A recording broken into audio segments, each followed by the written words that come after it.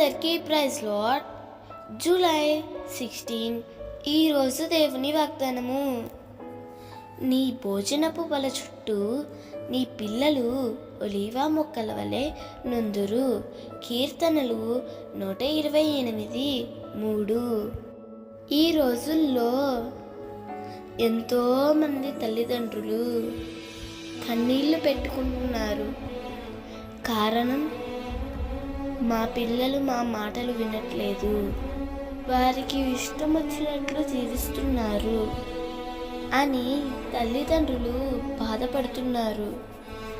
మరి మీ పిల్లలు ఒలీవ మొక్కల వలె ఉండాలంటే, వారు మీ మాటలు వినాలంటే, మొదట తల్లిదండ్రులుగా మీరు దేవునికి విధేయత చూపించాలి.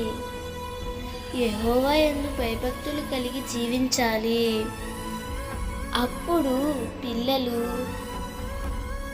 ఒలీవ మొక్కల వలె ఎదుగుతూ తల్లిదండ్రులు ఎదుట విధేయత కలిగి ఒదిగి జీవిస్తారు.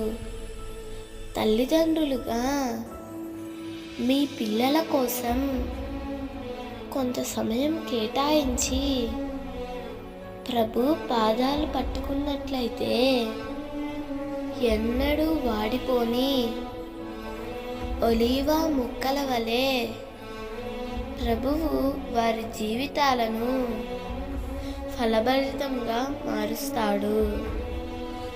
దేవుడు ఈ వాగ్దానం నీ జీవితంలో నిశ్చయముగా నెరవేర్చునుగాక. ఆమేన్.